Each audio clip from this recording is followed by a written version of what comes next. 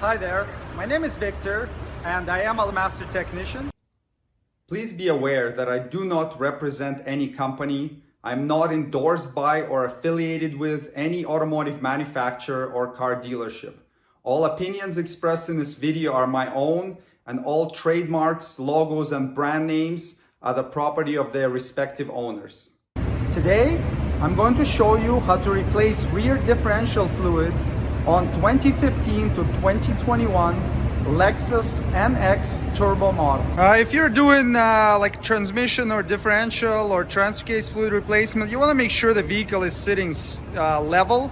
If you're doing it on a highly slanted driveway, or if you drive it onto the ramps with just the front wheels, for example, it's not going to be sitting level. So when you set the fluid level, it will not be at the right spot.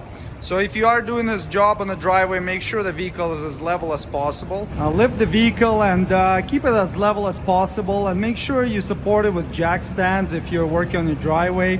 Never work on a car that's supported solely by a jack. Okay, so the rear differential on this vehicle is located right there. That's the drain plug.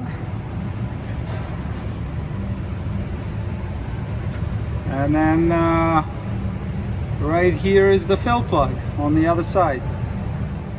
So first thing you want to do is open the fill plug. You never want to drain the fluid out before you make sure that the fill plug is not seized or stripped, and it can actually come out. But make sure you fully engage the Allen key in there, because if you round off the inside of the hex, you're going to be in trouble. It's a 10mm Allen key that we're using. There we go. So we can open that up. Okay, now we're going to open the drain plug. Make sure that the actual Allen key socket, or the hole where the socket's going to go in, is nice and clean and free of any rust and dirt, because if you round it off, you're not going to have fun getting it out. And make sure that the Allen key is fully engaged inside there. Sometimes it helps to tap it in or wiggle it in.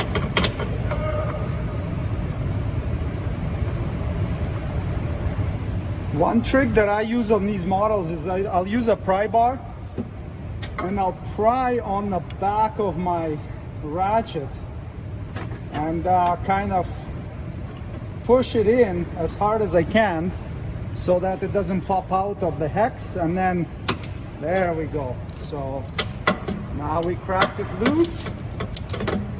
Now we can unscrew it and drain it.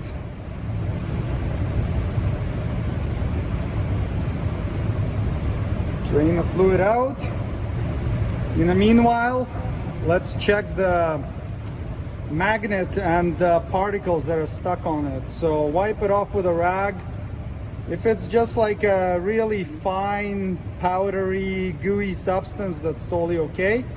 If you have big chunks of metal, that probably means that something's falling apart inside your differential. These ones are generally bulletproof. I've never seen one fail, as long as you maintain it. Once the fluid flow slows down to a drip or a tiny little trickle, reinstall the drain plug with a new gasket and tighten it to 29 foot-pounds. Or if you don't have a torque wrench, nice and tight.